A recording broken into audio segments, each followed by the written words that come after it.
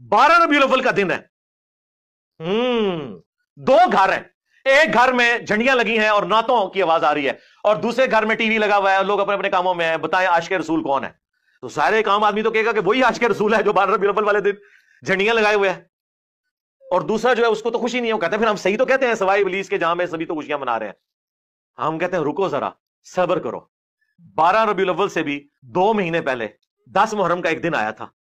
एक घर से मजलिस में आहो बुका की आवाजें आ रही थी और लोग अहलुल बैत पे किए हुए जुल्म को याद करके रो रहे थे, और दूसरे घर में कुछ भी नहीं हो रहा था।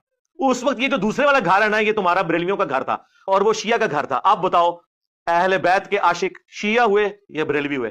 कहते हैं नहीं नहीं, इसका ये मतलब तो नहीं कि हम उनसे कोई बुग़्ज़ रखते हैं, ये साबित नहीं है। तो सरकार ओ भी साबित नहीं है। आए ना दाढ़ थले, हाँ ये दाढ़ से कहते हैं। कई लोग मुझे दाढ़ क्यों होती ये जनाब, जो आखिर में जो दांत है ना, बुखारी में, मुस्लिम में, तिरमिज़ी में, इब्न माजा में, नसाई में, अबू दाऊद में, मिशकात में, फिका हनफी में, फिका हमली में, फिका शाफी में, फिका मालकी में, किसी किताब में ईद मिलादुन नबी का कोई जिक्र नहीं। बंदयालवी कच्ची बातें कहने का आदी नहीं है, कल मेरे गले कोई बंदा लग जाए, कहीं जिक्र नहीं। क्या वजह है कि हम ईद मिलादुन नबी नहीं मनाते लेकिन यौम पाकिस्तान मनाते हैं, आजादी पाकिस्तान का दिन मनाते हैं? तो मैं उसकी वजाहत करना चाहता हूं। और आपके जानिसार सहाबा किराम की सुन्नत यह है कि उन्होंने कभी नबी करीम सल्लल्लाहु अलैहि वसल्लम का दिन नहीं मनाया। जब उन्होंने जो कोई चीज ना मनाई हो और उन्होंने उससे एतराज किया हो और उसके बजाय सारी जिंदगी इत्तिबा सुन्नत की कोशिश की हो, उसको अगर हम मनाना शुरू करें तो दीन के अंदर एक इजाफा होगा, दीन के अहकाम में एक इजाफा होगा, और दीन के काम में कोई इजाफा वो बिदअत कहलाता है।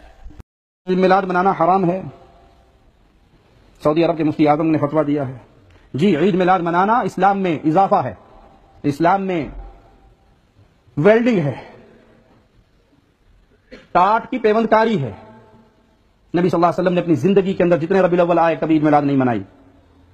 मुझे कल ही किसी भाई ने क्लिप भेजा हजरत कादरी साहब का, वो खोल के बैठे हैं किताबें। 10वीं सदी में उसने मनाया, 12वीं सदी में उसने मनाया, 9वीं सदी में उसने मनाया, 8वीं सदी में उसने मनाया, बुजुर्गों के हवाले दे रहे हैं। हम कहते हैं भाई आपने ये हवाले देके क्या कमाल कर लिया? ये तो हम खुद मान रहे हैं कि ये काम शुरू हुआ है 6वीं सदी हिजरी के लास्ट में। मलक मुजफ्फर ने, शाह अरबल ने इस बिदअत की बुनियाद रखी। अगर आपको दावा है ईमान का, अकीदे का, तो मुझे दिखाओ अबू बकर ने मनाया, उमर, उस्मान, तलहा, साद, सईद, जुबैर रिज़वानुल्लाह अलैहिम अजमईन ने मनाया। सहाबा का दौर जिसके बारे में प्यारे नबी ने फरमाया था बेहतरीन दौर मेरा, फिर मेरे बाद, फिर उसके बाद ताबईन ने मनाया, तबा ताबईन ने मनाया, मुहद्दिसीन ने मनाया, आइमा दीन ने मनाया। ये तो 6वीं सदी हिजरी से आपने इसकी बिदअत की बुनियाद रखी है, और आप अब पेश कर रहे हो पब्लिक के सामने किताबें खोल के कि देखो जी फलां ने मनाया। 6वीं के बाद तो ये बिदअत किसी न किसी सूरत में बाकी रही, और जू वक्त गुजर रहा है इस बिदअत के अंदर खबासतें और भर रही हैं। सिनेमा के अंदर भी फिल्में इस दिन खुशी के साथ चलाई जाती हैं।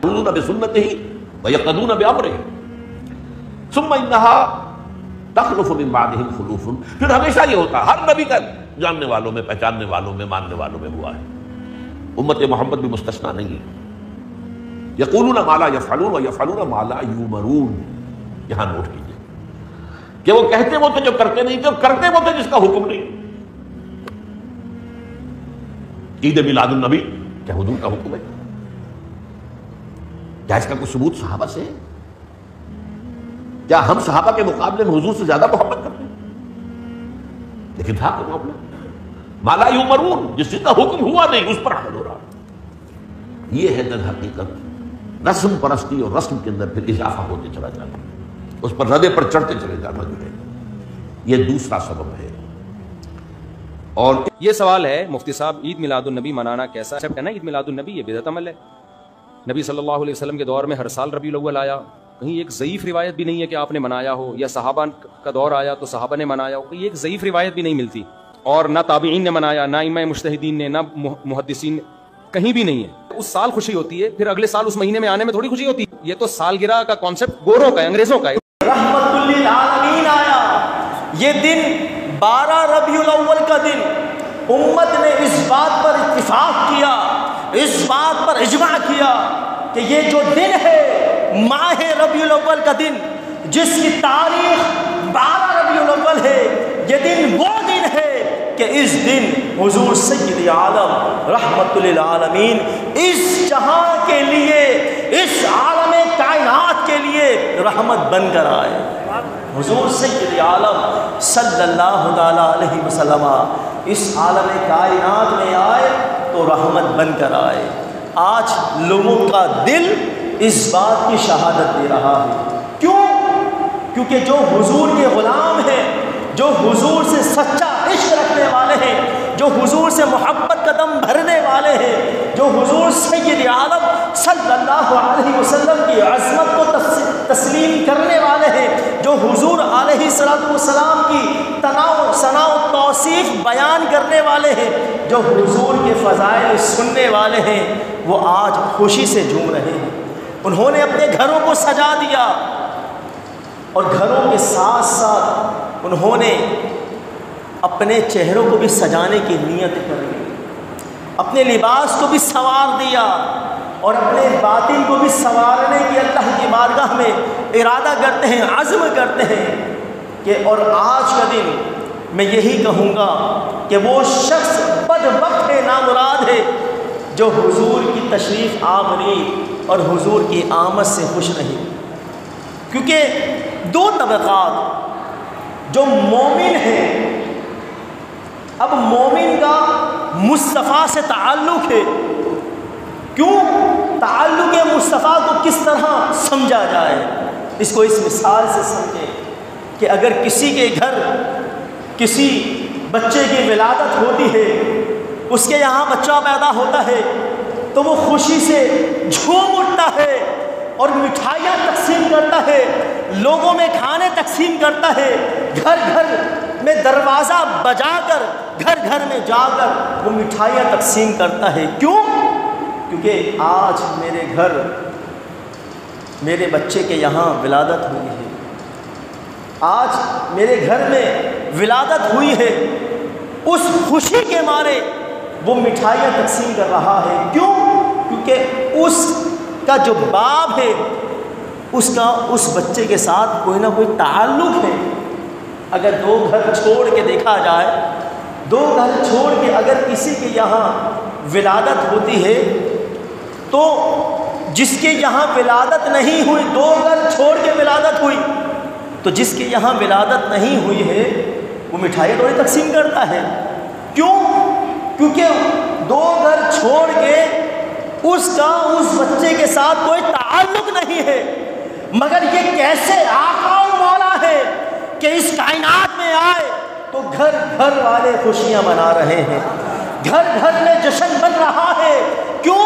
کیونکہ ان کا رسول اللہ سے تعلق ہے، لہذا اس تعلق کا اظہار خوشیاں منا کر، جشن منا کر ہی کیا جاتا ہے۔ تو ہمارا تعلق مصطفیٰ سے ہے، ہم نبی والے ہیں، مصطفیٰ والے ہیں، حضور کا جشن منانے والے ہیں، حضور سید عالم صلی اللہ علیہ وسلم کی آمد پر خوشیاں منانے والے ہیں۔ شیطان کو اس دن تکلیف ہوتی ہے اور وہ درد سے تل ملا اٹھتا ہے، وہ درد سے تل ملا اٹھتا ہے، اور شیطان کو اتنی تکلیف ہوتی ہے کہ اس کو بیوائیں بھی یاد آ جاتی ہے اور اعتراضات کے انبال لگا دیے جاتے ہیں، اور پھر اتنی گمراہیت پھیلا دی جاتی ہے کہ دیکھو اعلیٰ حضرت امام اہل سنت نے 8 ربیع الاول لکھا، ان کے امام نے، جبکہ ایسا کچھ نہیں۔ یہ 7 اقوال اعلیٰ حضرت نے بیان فرمائے۔ اسی طرح وہ کہتے ہیں کہ دیکھو ان کا پیر غوث اعظم، انہوں نے تو لکھا کہ حضور صلی اللہ علیہ وسلم محرم میں پیدا ہوئے اور یہ ربیع الاول میں خوشیاں منا رہے ہیں، تو ان کو غوث اعظم کے قول کے مطابق محرم میں جشن منانا چاہیے۔ ہم یہ کہتے ہیں کہ جناب حضور علیہ السلام کی ولادت سے متعلقہ اگر دیکھا جائے تو امام ابن حجر عسقلانی شارح بخاری فتح الباری کے اندر آپ لکھتے ہیں کہ بعض علماء نے فرمایا کہ حضور رمضان میں پیدا ہوئے، بعض نے کہا محرم میں پیدا ہوئے، بعض نے کہا سفر میں، بعض نے کہا جو ہے رجب کے اندر حضور کی ولادت ہوئی، مگر مشاہر جو قول ہے، جو سارے علماء نے جس قول پر اتفاق اور اجماع کیا ہے، امت کا جس پر اجماع رہا ہے، وہ قول ربیع الاول کا قول ہے کہ حضور سید عالم صلی اللہ علیہ وسلم کا جو آپ کی ولادت ہے وہ ربیع الاول کے مہینے میں ہوئی ہے، اور 12 ربیع الاول کا انتخاب کیا۔ اب یہاں ایک اور بات، ایک اور توجہ سے یہ بات سنیں، کیونکہ مختلف ایک ڈیفرنٹ انداز میں یقیناً یہ بات سننے کو ملے گی، کیونکہ ذہن میں یہ نہ آ جائے کہ بھائی یہ تو پہلے بھی سن لیا، یہ پہلے بات میں نے اس طرح بیان نہیں کی۔ لیکن آپ یہاں دیکھیں کہ یہاں جو بات بیان فرمائے گئی کہ حضور کی ولادت وہ ربیع الاول کے مہینے میں، لیکن یہاں یہ بات بھی ان شیطانوں کے سامنے جب یہ بات رکھی گئی کہ بھائی حضور کی ولادت ربیع الاول کا مہینہ ہے، مگر پھر بھی ان شیطانوں نے ہٹ درمی کا مظاہرہ کرتے ہوئے کہا حضور کا وصال تو حضور کی وفات تو 12 ربیع الاول ہے، حضور 12 کو پیدا نہیں ہوئے، چلو تمہاری بات مان لیتے ہیں حضور 12 کو پیدا ہوئے، مگر حضور کی وفات بھی تو 12 کو ہے۔ میں یہاں یہ کہتا ہوں کہ کسی صحیح مستند اتھنٹک مورخ نے، عالم نے اس بات کو ذکر نہیں کیا۔ علامہ سہیلی بہت بڑے تاریخ کے اور حدیث کے امام گزرے ہیں، آپ اپنی کتاب میں نقل فرماتے ہیں، اور علامہ ابن حجر اسقلانی جو شارح بخاری ہیں، آپ بھی یہ بات بیان فرماتے ہیں کہ حضور کا جو وصال ہے صحیح قول کے مطابق وہ 2 ربیع الاول ہے، اور جو یہ کہتا ہے کہ 12 ربیع الاول حضور کی وفات کا دن ہے، اس دن جشن نہیں بنانا چاہیے، تو میں یہاں ان کو یہ بات ان کے سامنے رکھتا ہوں کہ کسی صورت میں 12 ربیع الاول حضور کا وصال ہو ہی نہیں سکتا، یعنی پیر کے دن، وہ کہتے ہیں کہ پیر کے دن اور 12 کو ہوا نہیں، کیونکہ حضور علیہ الصلوۃ والسلام 11 ہجری کو کہا جاتا ہے کہ حضور کا وصال ہوا 11 ہجری میں، لیکن 10 ہجری کو جو حضور علیہ الصلوۃ والسلام نے حج کیا تھا وہ کیا تھا؟ حجۃ الوداع، آخری خطبۃ الوداع جو آپ نے دیا تھا، آخری حج فرمایا اپنی زندگی کا، اور خطبۃ الوداع جو ہم سنتے ہیں کہ وہ آپ کی زندگی کا آخری خطبہ تھا، تو وہ 9 عرفہ کا دن، 9 ذی الحجہ کا دن تھا، تو اگر اس 9 ذی الحجہ سے چلے اور 11 ہجری کا سال آ جائے تو چاند چاہے 30 کا ہو یا 29 کا ہو، کسی حال میں 12 ربیع الاول آ ہی نہیں سکتا۔ یہ علماء نے آخری قول یہ بات بیان فرمائی۔ پھر یہ کہہ دیا چلو اگر تم 12 کا قول کرتے ہو تو ہم یہاں پر یہ بات کہہ دیتے ہیں کہ غم منانے کا صرف شریعت نے 3 دن کا حکم دیا ہے، 3 دن سے زیادہ غم منانے کی اجازت نہیں، جبکہ خوشی کی کوئی حد نہیں، لمیٹیشن نہیں، لہٰذا ہم ماہ ربیع الاول میں حضور کا جشن ولادت مناتے ہیں، خوشی مناتے ہیں۔ نعرہ تکبیر، نعرہ رسالت، نعرہ حیدری، نعرہ غوثیہ۔ تو یہ وہ باتیں ہیں، اس کو یاد رکھو۔ پھر یہاں یہ بات ذہن میں اچھی طرح بٹھا لیں، وہ کہے کہ کیا تم صحابہ سے بڑے عاشق ہو؟ کیا صحابہ نے کوئی میلاد بنایا، صحابہ نے اس طرح جلوس نکالا، صحابہ نے لائٹنگ کی، چراغاں کیا، جھنڈے لگائے؟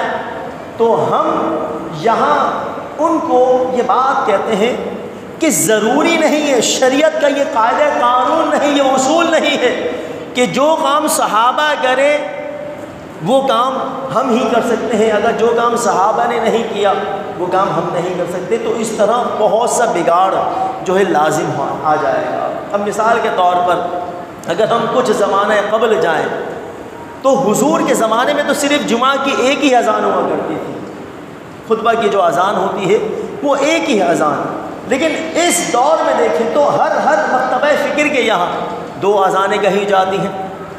ایک اذان جو پہلی اذان ہوتی ہے وہ در حقیقت اذان ثانی ہے. دوسری اذان جو بدعت ہے، حضرت عثمان غنی کے زمانے میں اس کا جو ہے رواج پڑا، اور اس وجہ سے کہ جمعہ کے لیے جب لوگوں کو دیکھا کہ لوگ سستی کی وجہ سے اپنی کاروبار زندگی میں مصروفیت کی وجہ سے نماز جمعہ میں حاضر نہیں ہوتے، تو حضرت عثمان غنی رضی اللہ تعالیٰ عنہ نے یہ اعلان کیا کہ جو بازار جہاں لوگ مصروفیات میں کاروبار زندگی میں مصروف ہوتے ہیں اس بازار میں جا کر اذان کہی جائے اور لوگوں کو کہا جائے کہ نماز جمعہ کا وقت ہو چکا ہے، فَاسْعَوْا إِلَىٰ ذِكْرِ اللَّهِ، اللہ کے ذکر کی طرف آ جاؤ، سعی کرو، کوشش کرو، وَذَرُوا الْبَيْعَ، اور پھر خرید و فروخت کو چھوڑ دو. تو در حقیقت یہ دیکھا جائے اگر وہ کہے کہ صحابہ نے یہ کام حضور کے زمانے میں نہیں تھا لہٰذا تم کس طرح یہ کام کرتے ہو، تو حضرت ابوبکر صدیق کے زمانے میں بھی ایسا نہیں تھا، حضرت عمر فاروق اعظم کے زمانے میں بھی ایسا نہیں تھا کہ 2 اذانیں جمعہ کی ہوتی ہوں.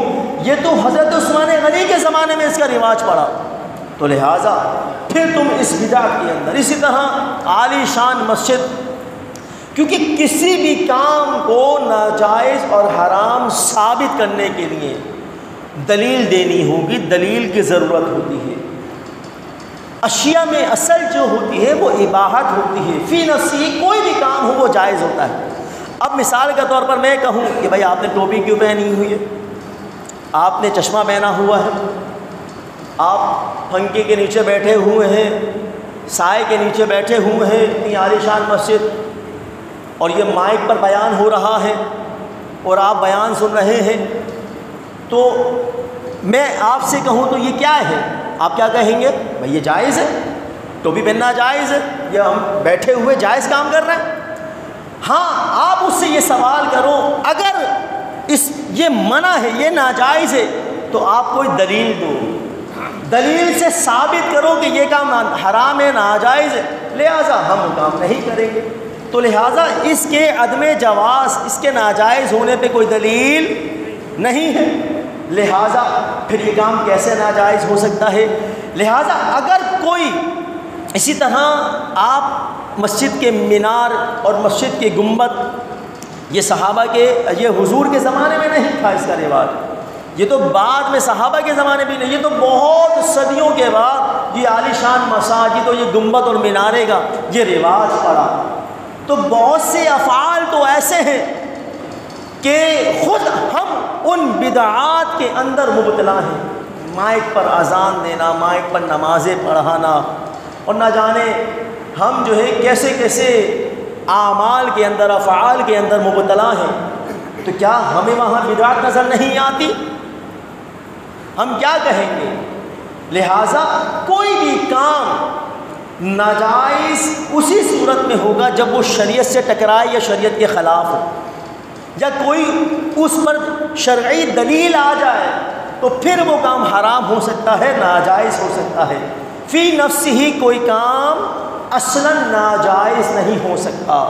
قرآن کریم کو آپ دیکھیں، خوبصورت مجلدہ، ایک جلد کے اندر 30 پارے ایک جگہ جمع، اس پر اعراب لگے ہوئے ہیں، اور زبردست عالی شان پیپر کے اندر. تو اب حضور کے زمانے میں کیا ایسا تھا؟ یہ تو سیدنا صدیق اکبر کے زمانے میں قرآن کریم جمع ہونا شروع ہوا. تو پھر ہم یہاں پر کیا کہیں گے کہ قرآن کو آپ کس طرح پڑھ رہے ہو؟ تو یہ بدعت نظر نہیں آتی. صرف میلاد النبی، میلاد مصطفیٰ پر چراغاں کرنا، لائٹنگ کرنا، جھنڈے لگانا اور دیگر ہم جتنے بھی میلاد النبی کے نام پر کام کرتے ہیں، آپ کو صرف وہی فعل ناجائز اور حرام اور بدعت نظر آتا ہے.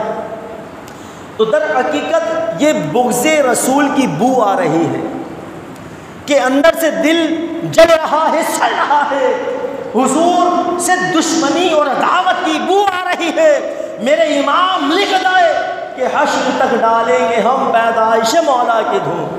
بس حضور کا جشن ولادت ہم قیامت تک بناتے رہیں گے۔ حضور کا جشن ولادت لوگ بناتے رہے، ہم بناتے رہیں گے، حشر تک ڈالیں گے ہم پیدائش مولا کی دھوم، مثل فارس نجد کے قلعے گراتے جائیں گے، اور خاک ہو جائیں عدو جل کر مگر ہم تو رضا، دم میں جب تک دم ہے ذکر ان کا سناتے جائیں گے۔ حضور کا ذکر ہوتا تھا، حضور کا ذکر ہوتا رہے گا، حضور کا لوگ جشن مناتے تھے، حضور کا جشن لوگ مناتے رہیں گے۔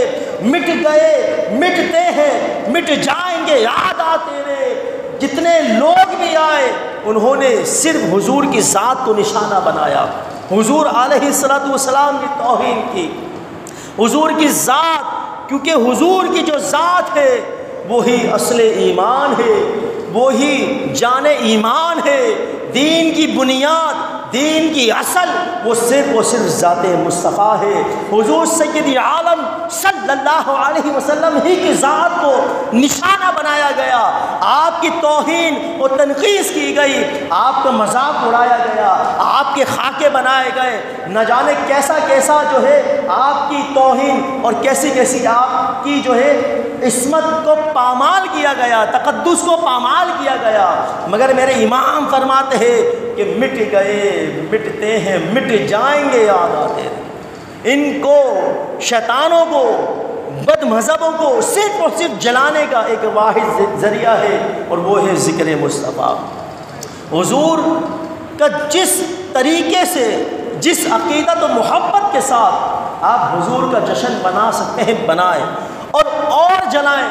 یہ لوگ جل جل کے سڑ جائیں گے، جل جل کے مر جائیں گے، مگر یہ انہوں نے تہیہ کر لیا کہ حضور کا جشن نہیں منانا، حضور کا جشن صرف وہی مناتا ہے، حضور علیہ السلام کی محبت سے دم بھرنے کا اظہار وہی کرتا ہے جو حضور کا سچا غلام ہے، حضور سے محبت کرنے والا۔ یہ کل جہاں کی نعمتیں اللہ ہمیں ان نعمتوں سے نواز رہا ہے، ہم کھا رہے ہیں، پی رہے ہیں، سانسیں لے رہے ہیں، اس جہاں میں آئے، اور جتنی بھی انعام و اکرام کی اللہ عز و جل ہم پر بارشیں برسا رہا ہے، وہ در حقیقت وہ حضور سید عالم صلی اللہ علیہ وسلم کا صدقہ ہے۔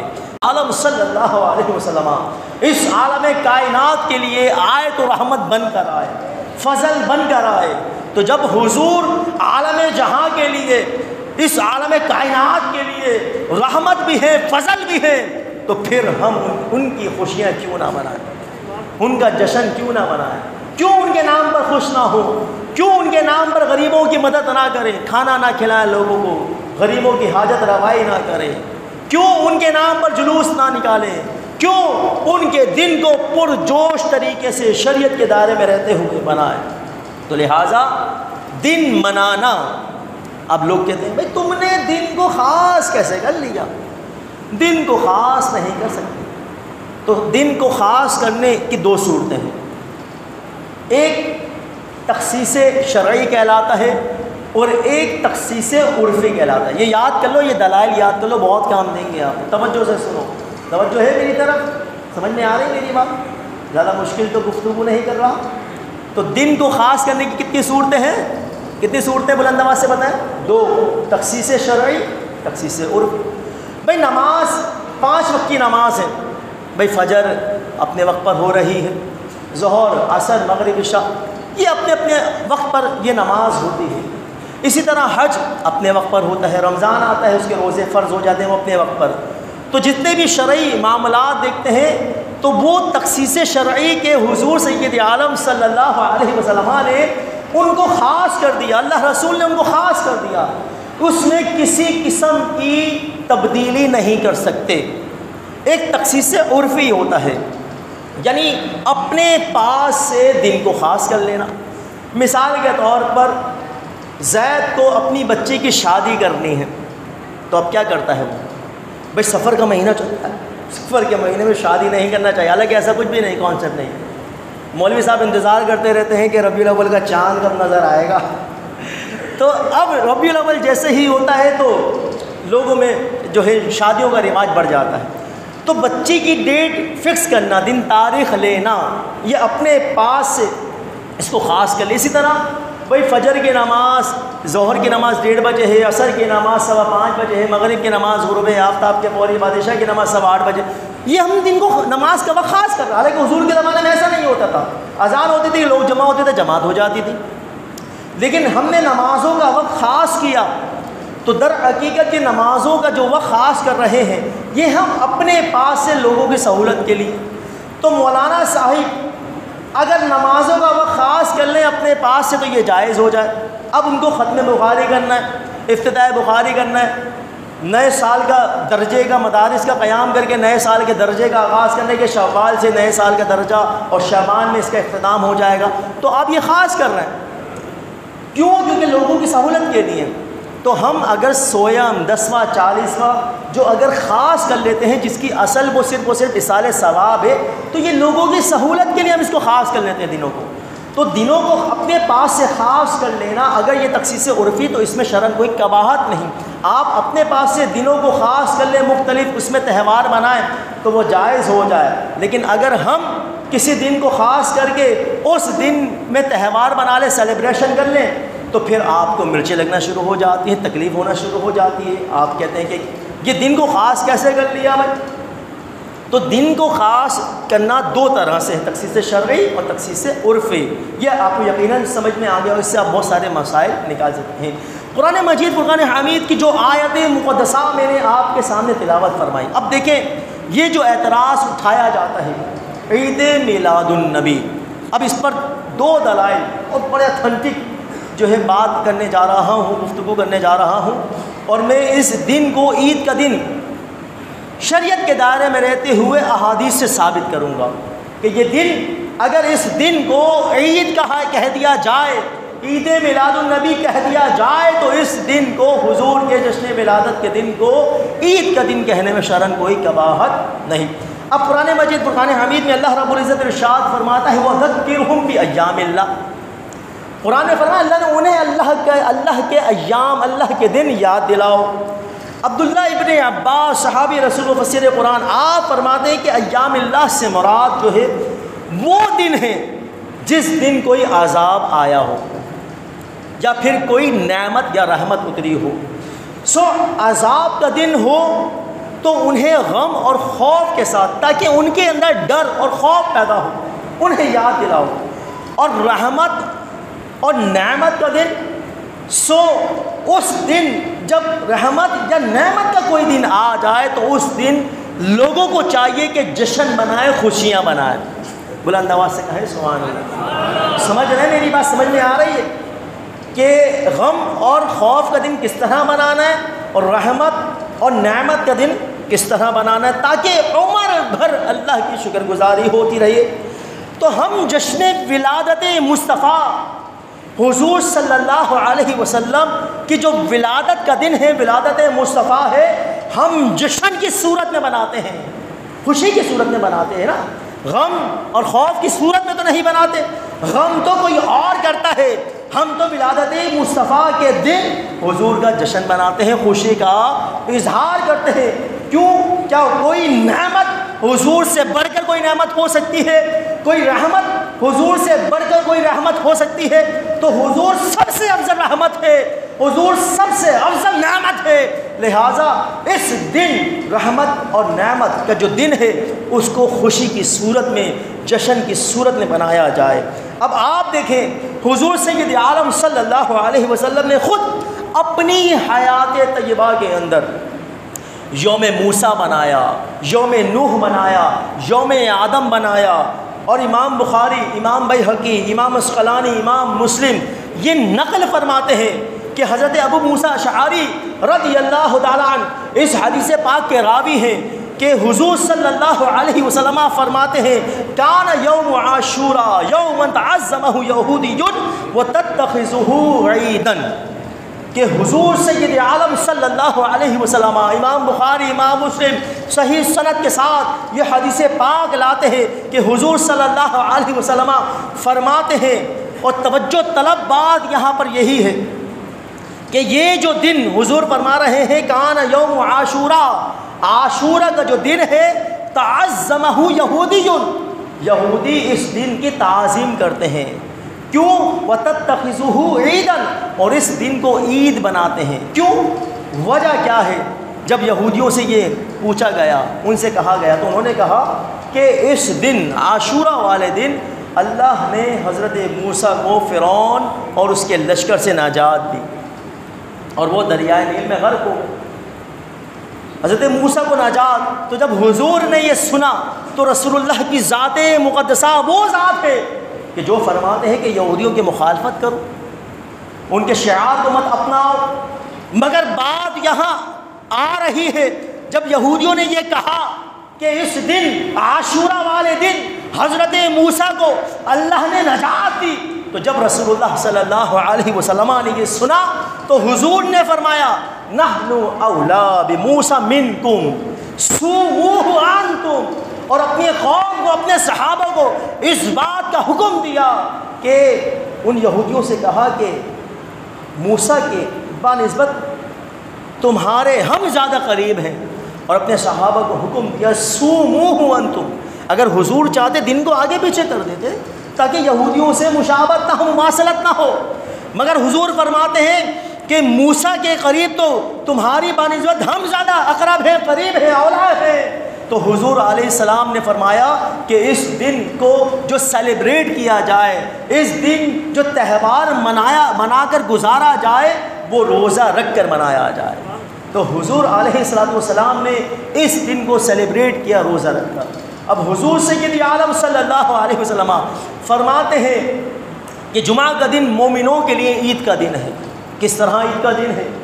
اس وجہ سے عید کا دن ہے کہ اس دن خلق آدم، اس دن حضرت آدم کو پیدا کیا گیا. پانی پلائیں، ان کو پانی ڈالیں. اس دن حضرت آدم، توجہ ادھر کریں، توجہ. اس دن درود شریف پڑھیں، اللہم صلی علی سیدنا و مولانا محمد معدن الجود والکرم وعلی آلہ و اصحابہ وبارک وسلم صلاۃ و سلام علیک یا سیدی یا رسول اللہ. تو اس دن کو روزہ رکھ کر سیلیبریٹ کرنے کا حضور علیہ السلام نے حکم دیا. امام بخاری آگے لکھتے ہیں کان یوم تستر فیہ الکعبہ، کہ یہ جو عاشورہ کا دن ہے، یہ غلاف کعبہ، اس دن غلاف کعبہ چڑھایا جاتا ہے. تو غلاف کعبہ چڑھائے جانے والا دن حضور فرماتے ہیں کہ یہ دن جو ہے، اس دن کو غلاف کعبہ چڑھایا جاتا ہے. تو لہٰذا یہ وہ دن ہے کہ اس دن کعبے کو غلاف چڑھایا جاتا ہے. لہٰذا عاشورہ کا جو دن ہے وہ غلاف کعبہ کا دن ہے. تو عاشورہ کا دن غلاف کعبہ کا دن. تو حضور علیہ السلام نے حکم دیا کہ اس دن کو بھی منایا جائے. تو غلاف کعبہ، کعبے پر غلاف چڑھانے کا دن ہو تو منایا جائے، اور یوم نجات کا دن ہو تو دن منایا جائے، یوم آدم منایا جائے. حضرت نوح علیہ السلام کی جو کشتی تھی وہ پہاڑ کی چوٹی پر لگی تو وہ دن منایا جائے. تو جس دن اس کائنات میں حضور سید عالم صلی اللہ علیہ وسلم رحمت بن کر آئے ہو، انبیاء کے سردار اور افسر بن کر آئے ہو، تو پھر اس دن کو کیوں نہ منایا جائے، اس دن کو پھر کیوں نہ منایا جائے. تو یہ تو بہت بڑی بے ادبی اور توہین ہو جائے گی کہ سارے ایام منائے جائیں. امام بخاری لکھ رہے ہیں کہ یوم نوح بھی بنایا گیا، یوم آدم بھی بنایا گیا، یوم غلاف کعبہ بھی بنایا جاتا ہے، اور یوم موسیٰ بھی بنایا گیا. لہذا سارے ایام منائے جا رہے ہیں، مگر جب رسول اللہ کی ولادت کا دن آ جائے تو پھر ہم اس دن کو نہ منائیں، تو اس سے بڑی بے وفائی اور جفا کیا ہوگی. اس کے بعد اگلی حدیث پاک امام بخاری اور امام مسلم اور امام ترمذی اور امام طبرانی اس حدیث پاک کو کوٹ فرماتے ہیں. ادھر توجہ کریں، ایسا کوئی سانحہ، کوئی حادثہ نہیں ہوا، ہلکا سا کوئی مسئلہ ہوا ہے. تو لہٰذا اس دن کو کیا کیا جائے؟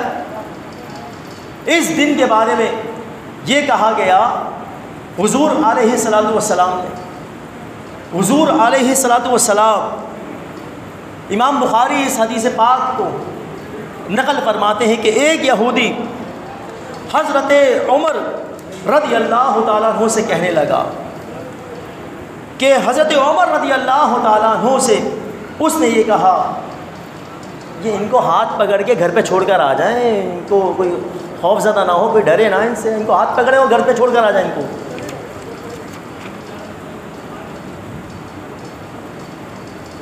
درود پاک پڑھے، اللہم صلی علی سیدنا و مولانا محمد معدن الجود والکرم۔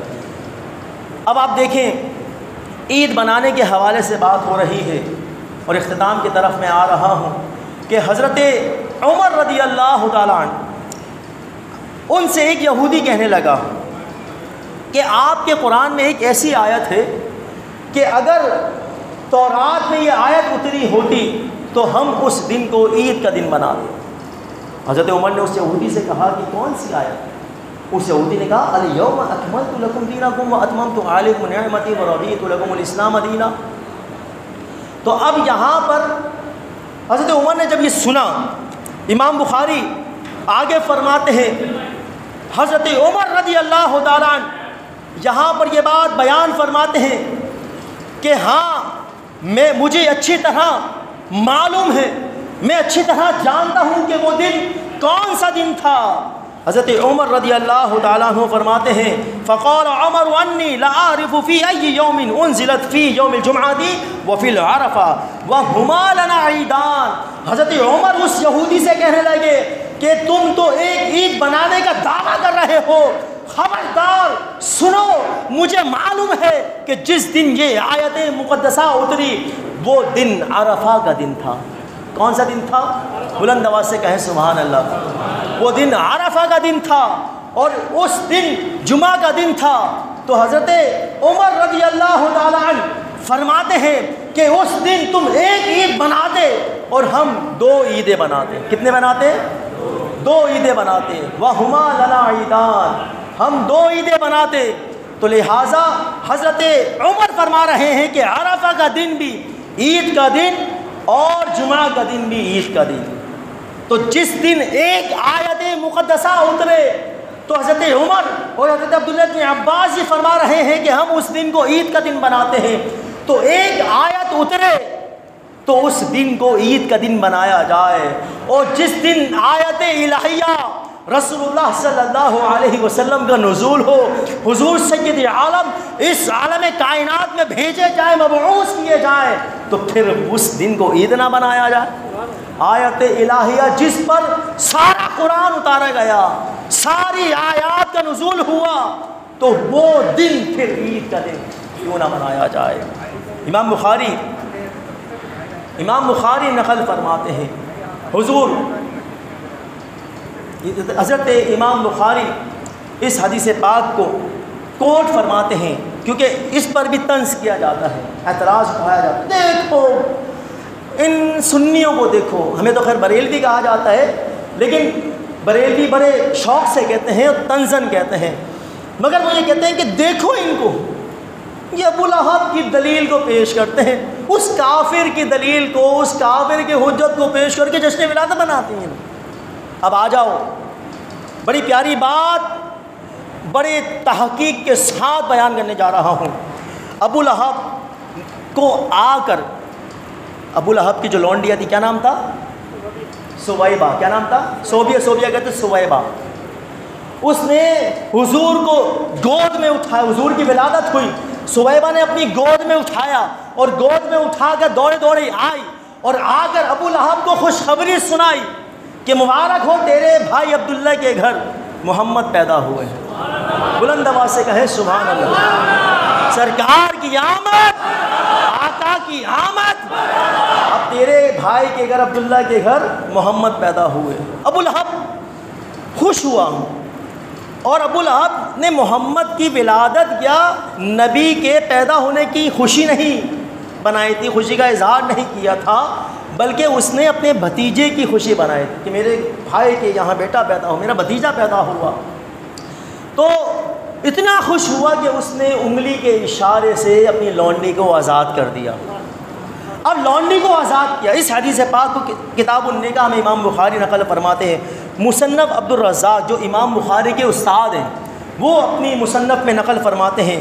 امام بیہقی سنن کبریٰ میں، امام بیہقی نے شعب الایمان میں، امام عسقلانی نے فتح الباری میں، اور امام بغوی نے شرح السنہ میں، امام قسطلانی نے مواہب لدنیہ میں، اور مخالفوں کا جو بڑا شارح بخاری گزرا ہے انور شاہ کاشمیری، اس نے فیض الباری میں، اور کثیر محدثین نے اس کو نقل فرمایا کہ حضرت عباس سے امام بخاری حدیث لیتے ہیں.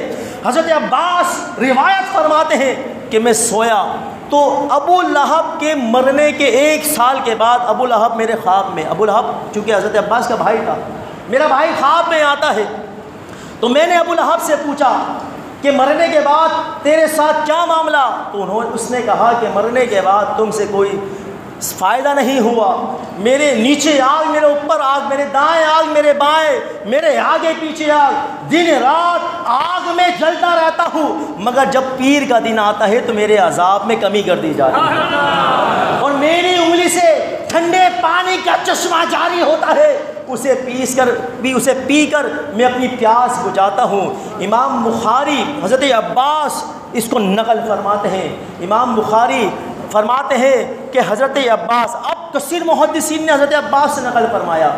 اب اگر یہ خواب تھا تو اسے خواب سمجھ کے پھینک دے، بھائی خواب ہے، خواب حجت تھوڑی ہوتا ہے، مگر حضرت عباس نے اسے حجت بنا کر نقل کیا، روایت کیا.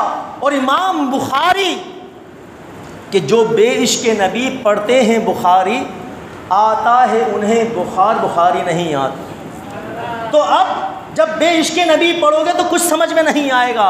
اب آؤ تو حضرت عباس نقل فرما رہے ہیں، روایت فرما رہے ہیں، اور امام بخاری حجت کے طور پہ، اور کثیر اور درجنوں محدثین حجت کے طور پہ، دلیل کے طور پہ اس بات کو بیان فرماتے ہیں کہ ابو لہب نے بھتیجے کی ولادت کا جشن بنایا تھا تو اس کافر پر رب مہربان ہو گیا، تو ہم تو رسول اللہ کے پیدا ہونے کا جشن بنا رہے ہیں.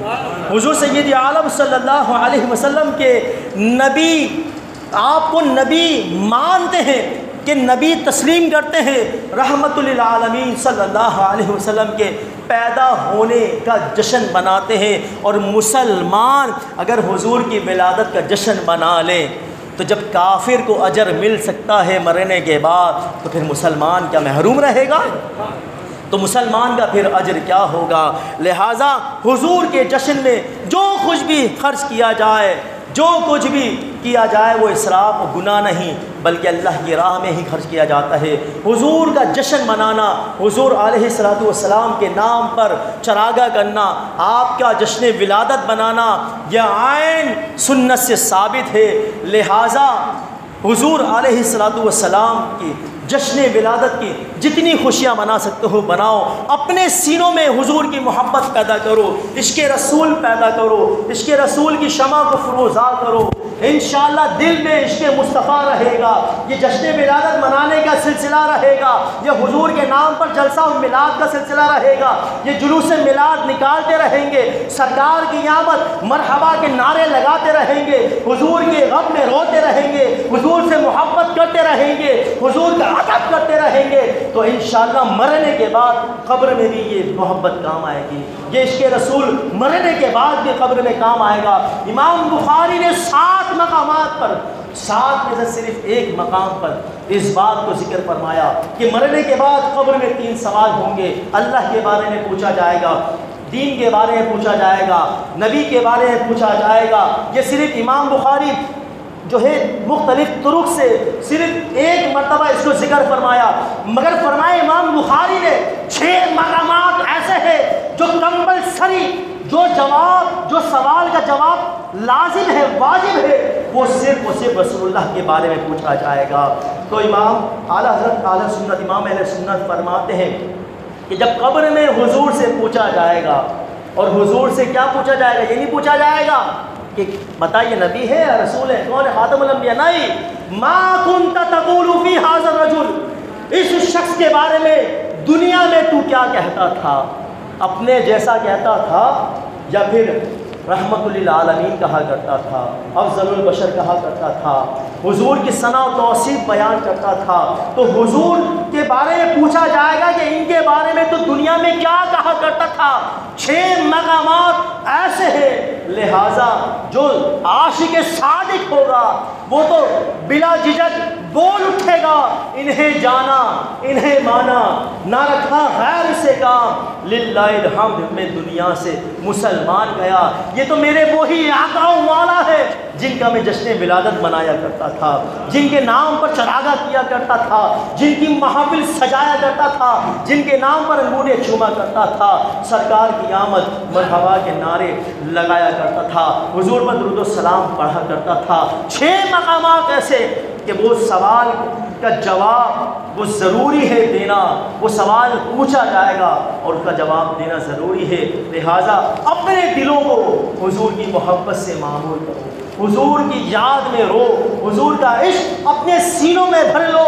انشاءاللہ دنیا میں بھی یہ محبت رسول کام آئے گی, مرنے کے بعد اور محشر کے اندر بھی یہ محبت رسول انشاءاللہ کام آئے گی. اعلیٰ حضرت فرماتے ہیں کہ آج لے ان کی پناہ, آج مدد مانگ ان سے, میلاد مصطفیٰ سے مت جل, حضور کی عظمت اور فضیلت سے مت جل کہ میں نے یا تو نے حضور کو یہ مقام نہیں دیا, بلکہ ورفعنا لک ذکرک کہ حضور کو یہ فضیلت اور یہ مقام اللہ رب العزت نے دیا. اعلیٰ حضرت فرماتے ہیں کہ آج لے ان کی پناہ, آج مدد مانگ ان سے, پھر نہ مانیں گے قیامت میں اگر مان گیا. اور میرے آقا کی تم پر عنایت ہی نہ صحیح, نجدیوں کلمہ پڑھانے کا بھی احسان گیا. وما علینا البلاغ.